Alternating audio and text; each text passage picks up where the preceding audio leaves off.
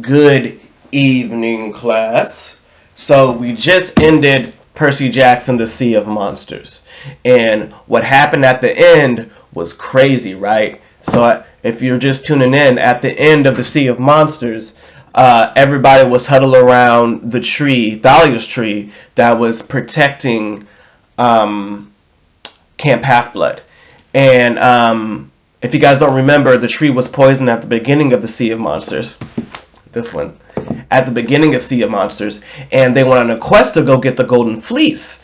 And the Golden Fleece has the power to restore and heal any ailments or anything to a big body of land or to a person.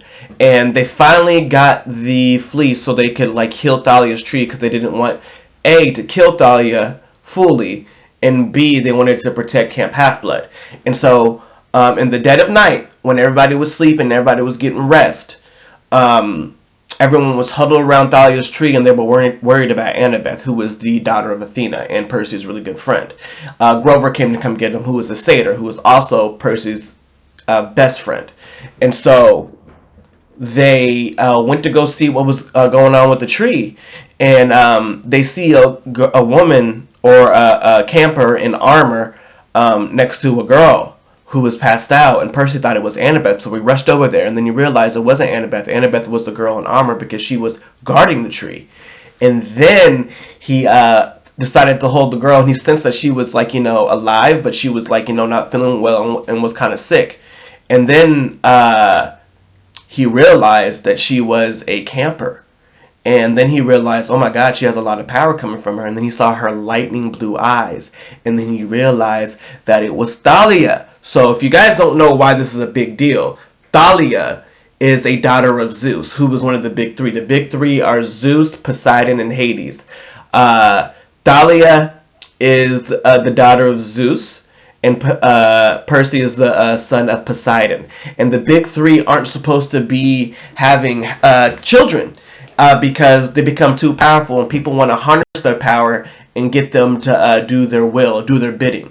And come to find out that they went on the quest, and they run into Luke and Kronos, and they thought that getting the fleece away from Kronos was the right thing to do, but Kronos tricked them into bringing it to Camp Half-Blood so there could be two children of prophecy, the big three. So now that there's more than one child of prophecy, things are about to turn up, and we're going to get back into our book, The Titan's Curse. Let's see what the first chapter's called. I'm excited. I'm super excited. Chapter 1. My rescue operation goes very wrong. The Friday before winter break, my mom packed me an overnight bag and a few deadly weapons and took me to a new boarding school. We picked up my friends Annabeth and Thalia on the way. That's pretty crazy. Imagine if your parents packed you a bunch of weapons to go to school. That would not be a good idea, and I don't recommend it. But imagine if it was a necessity. That's crazy, right? Percy lives a crazy life. It was an 8-hour drive from New York to Bar Harbor, Maine. Sleet and snow pounded the highway. Annabeth, Thalia, and I hadn't seen each other in months, but between the blizzard and the thought of what we were about to do, we were too nervous to talk much. Except for my mom. She talks more than she's nervous. By the time we finally got to Westover Hall, it was getting dark, and she told Annabeth and Thalia a very embarrassing baby story there was to tell about me. Thalia wiped the fog off the car window and peered outside. Oh yeah, this'll be fun. Westover Hall looked like an evil knight's castle. It was all black stone with towers and slit windows and a big set of wooden double doors. It stood on a snowy cliff overlooking this big frosty forest on one side and the gray churning ocean on the other. Are you sure you don't want me to wait? My mother asked. No thanks, Mom, I said. I don't know how long it will take. We'll be okay. But how will you get back? I'm worried, Percy. I hoped I wasn't blushing. It was bad enough I had to depend on my mom to drive me to my battles.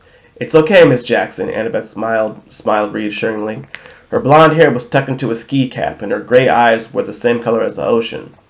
We'll keep him out of trouble. My mom seemed to relax a little. She thinks Annabeth is the most level-headed demigod ever to hit 8th grade. She sure Annabeth often keeps me from getting killed. She's right, but that doesn't mean I have to like it. All right, dears, my mom said. Do you have everything you need? Yes, Miss Jackson, Dahlia said. Thanks for the ride. Extra sweaters, you have my cell phone number? Mom, your ambrosia, nectar, Percy, and a golden drachma in case you need to contact camp? Mom, seriously, we'll be fine. Come on, guys. She looked a little hurt, and I was sorry about that, but I was ready to be out of that car. If my mom told one more story about how cute I looked in the bathtub when I was 3 years old, I was going to burrow into the snow and freeze myself to death. Annabeth and Dahlia followed me outside. The wind blew straight through my coat like ice daggers. Once my mother's car was out of the sight, Dahlia said, "Your mom is cool, Percy." "She's pretty okay," I admitted. "What about you? You ever get in touch with your mom?" As soon as I said it, I wish I hadn't. Dahlia was great at giving evil looks. What with the punk clothes she always wears. She ripped up my army jacket, black leather pants, and changed her the black eyeliner and those intense blue eyes. But the look she gave me now was a perfect evil 10, if that was any of your business, Percy. "We'd better get inside," Annabeth interrupted. "Grover will be waiting." Dahlia looked at the castle and shivered. "You're right. I wonder what he found here that made him send the distress call." I stared up at the dark towers of Westover Hall. Nothing good, I guess. The oak doors groaned open, and the three of us stepped into an entry hall in a swirl of snow. All I could say was, "Whoa." The place was huge. The walls were lined with battle flags and weapon displays, antique rifles, battle axes, and a bunch of other stuff. I mean, I knew Westover was a military school and all, but the decorations seemed like overkill, literally. My hand went to my pocket where I kept my lethal ballpoint pen rip-tied. I could already sense something wrong in this place, something dangerous. Dahlia was rubbing her silver bracelet, her favorite magic item. I knew we were thinking the same thing. A fight was coming. Annabeth started to say, "I wonder where..." The door slammed shut behind us. "Okay," I mumbled. "Guess we'll stay a while." I could hear music echoing from the other end of the hall. It sounded like dance music. We stashed our overnight bags behind a pillar and started down the hall. We hadn't gone very far when I heard footsteps on the stone floor, and a man and a woman marched out of the shadows to intercept us. They both had short gray hair and black military-style uniforms with red trim. The woman had a wispy mustache. The guy was clean-shaven, which seemed kind of backward to me. They both walked stiffly like they had broomsticks taped to their spines. "Well," the woman demanded, "what are you doing here?" I realized I hadn't planned for this. I'd been so focused on getting to Grover and finding out what was wrong, I hadn't considered that someone might question three kids sneaking into the school at night. "We hadn't talked at all in the car about how we would get inside," I said. "Ma'am, we're just..." "Ha!" the man snapped, which made him jump. "Visitors are not allowed to dance. Are not allowed at the dance, sorry. You shall be ejected." He had an accent. French, maybe. He pronounced his J like Jacques. He was tall with a hawkish face. His nostrils flared when he spoke, which made it really hard not to stare up his nose. His eyes were two different colors, one brown, one blue, like an alley cat's. I figured he was about to toss us into the snow, but then Dahlia stepped forward and did something very weird. She snapped her fingers. The sound was sharp and loud. Maybe it was just my imagination, but I felt a gust of wind ripple out from under her hand across the room. It washed over us all, making the banners rustle on the walls. "Oh, but we're not visitors, sir," Thalia said. "We go to school here, you remember? I'm Thalia, and this is Annabeth and Percy. We're in 8th grade." The male teacher narrowed his two colored eyes. I didn't know what Thalia was thinking. Now we'd probably get punished for lying and thrown in the snow, but the man seemed to be hesitating. He looked at his colleague. "Mrs. Gottschalk, do you know these students?" Despite the danger we were in, I had to bite my tongue to keep from laughing. A teacher named Gottschalk? He had to be kidding. The woman blinked, like someone had just woken her up from a trance. Yes, I do believe I do, sir. She frowned at us. "Annabeth, Dahlia, Percy, what are you doing away from the gymnasium?" Before we could answer, I heard more footsteps, and Grover ran up breathless. "You made it, you..." He stopped short when he saw the teachers. "Oh, Mrs. Gottschalk. Dr. Thorne, "What is it, Mr. Underwood?" the man said. His tone made it clear that he detested Grover. "What do you mean they made it? These students live here." Grover swallowed. Yes, sir, of course, Dr. Thorne. I just meant I'm so glad they made the punch for the dance. The punch is great, and they made it. Dr. Thorne glared at us. I decided one of his eyes had to be fake. The brown one. The blue one? He looked like he wanted to pitch us off the castle's highest tower, but then Mrs. Gottschalk said dreamily, Yes, the punch is excellent. Now run along, all of you. You are not to leave the gymnasium again. He didn't wait to be told twice. We left with a lot of yes ma'ams and yes sirs and a couple of salutes just because it seemed like the thing to do. Grover hustled down the hall in the direction of the music. I could feel the teacher's eyes on my back, but I walked closely to Thalia and asked in a low voice, How did you do that finger snap thing? You mean the mist? Hasn't Kieran shown you how to do that yet? An uncomfortable lump formed in my throat. Kieran was our head trainer at camp, but he'd never shown me anything like that. Why had he shown Thalia and not me? Grover hurried us to a door in the gym that had gym written on the glass. Even with my dyslexia, I could read that much. That was so close, Grover said. Thank the gods you got here. Annabeth and Thalia both hugged Grover. I gave him a big high five. It was good to see him after so many months.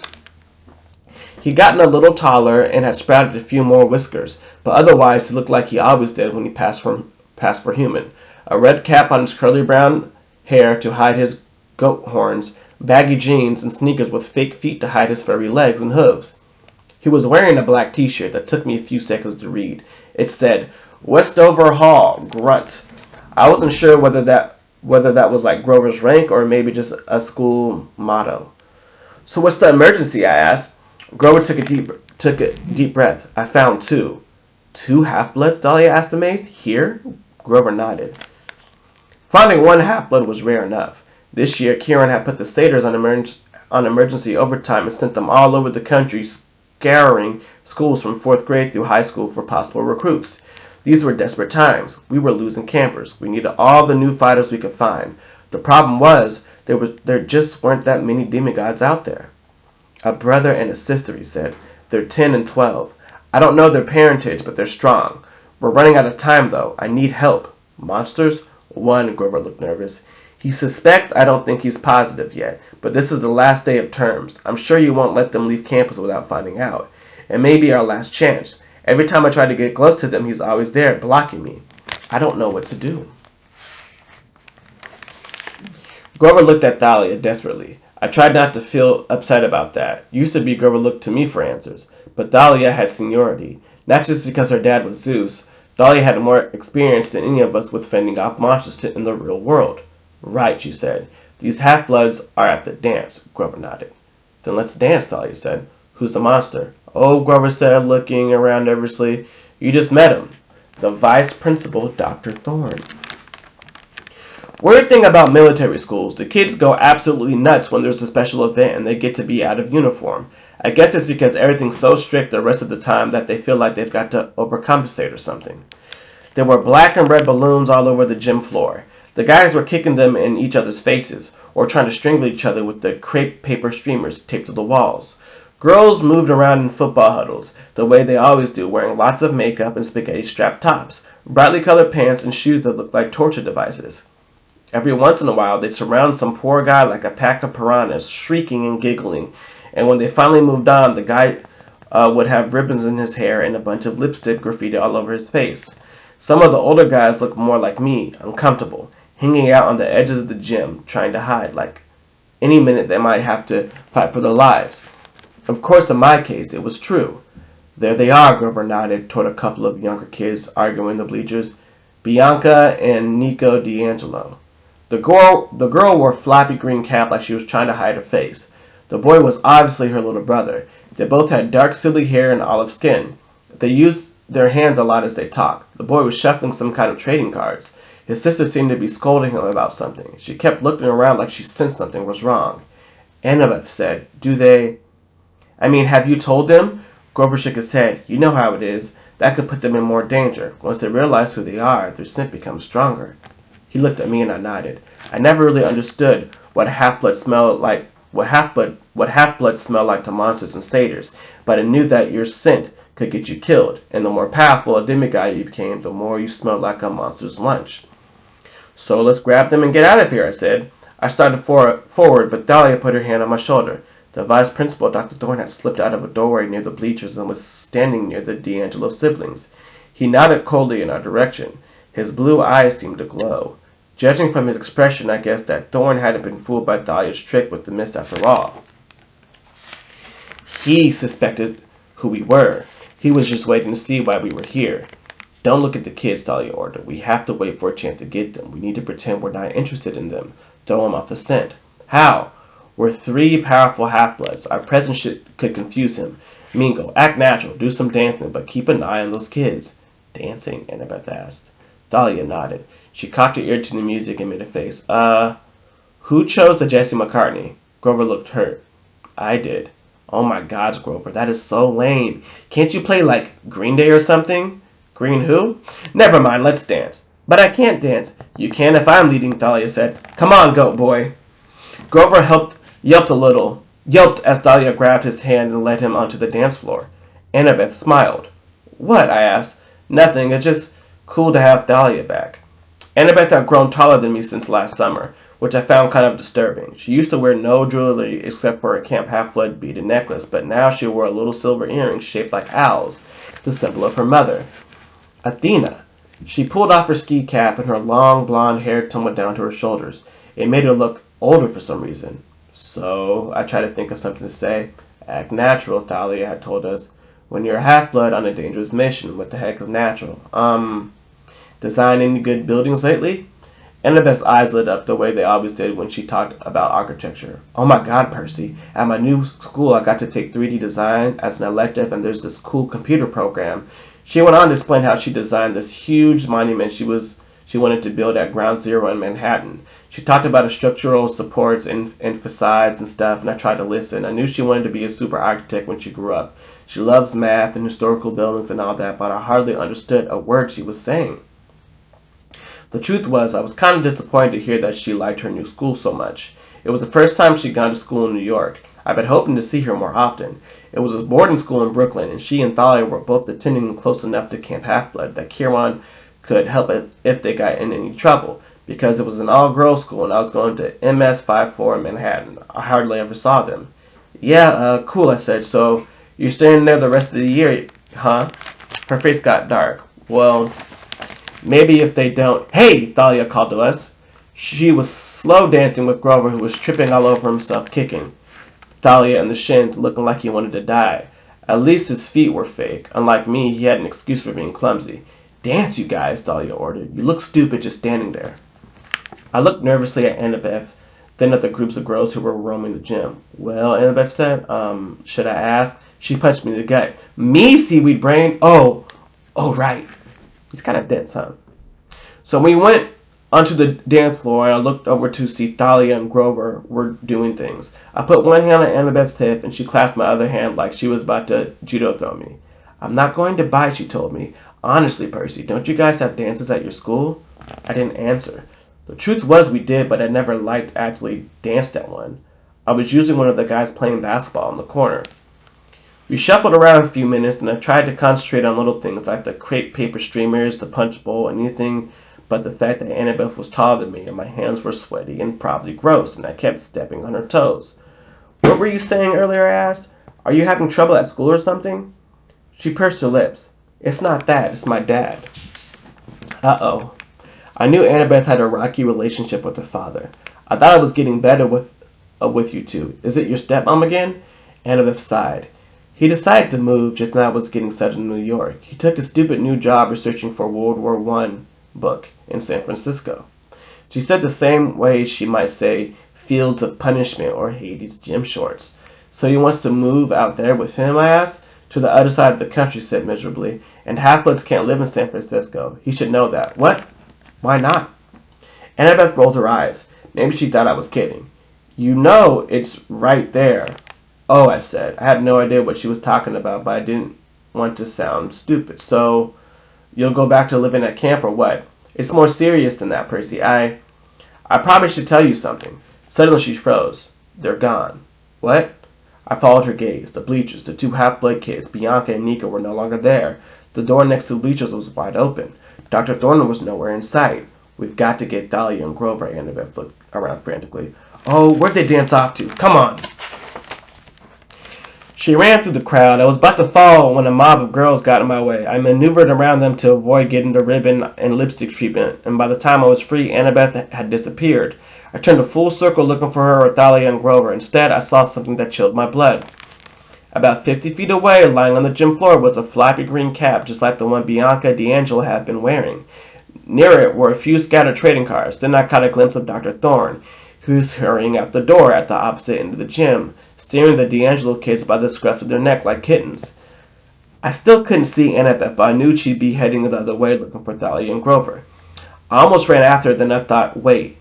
I remember what Thalia had said to me in the entry hall, looking at me all puzzled when I was asked about the finger snap trick.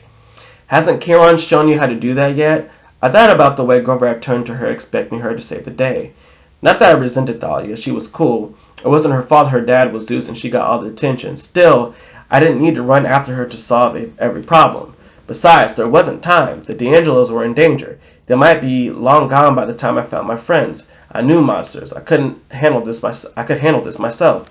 I took Riptide out of my pocket and ran after Dr. Thorne. The door led into a dark hallway. I heard sounds of scuffling up ahead, then a painful grunt.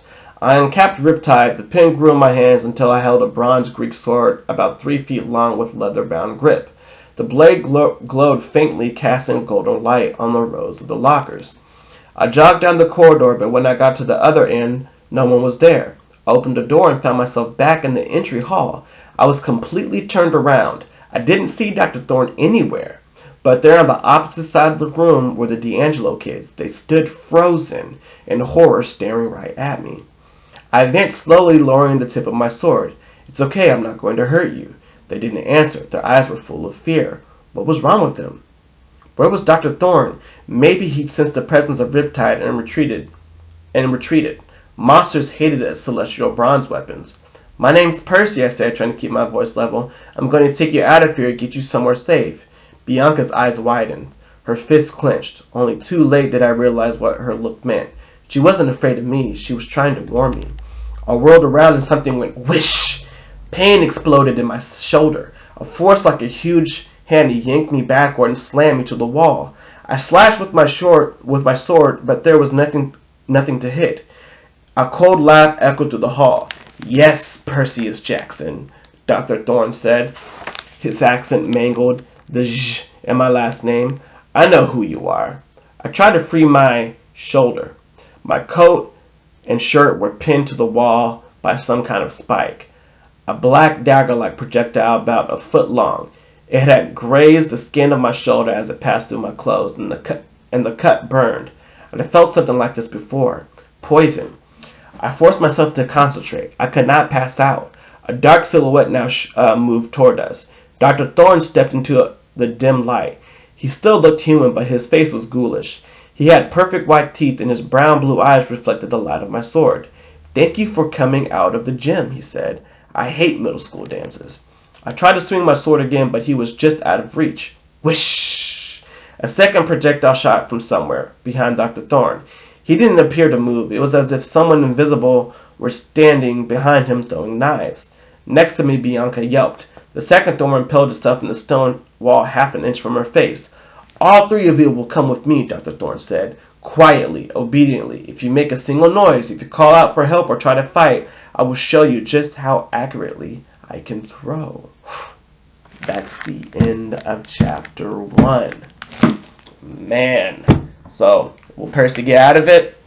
We're just gonna have to see for tomorrow. So tune in tomorrow and I will post another video. You guys have a good day. Bye.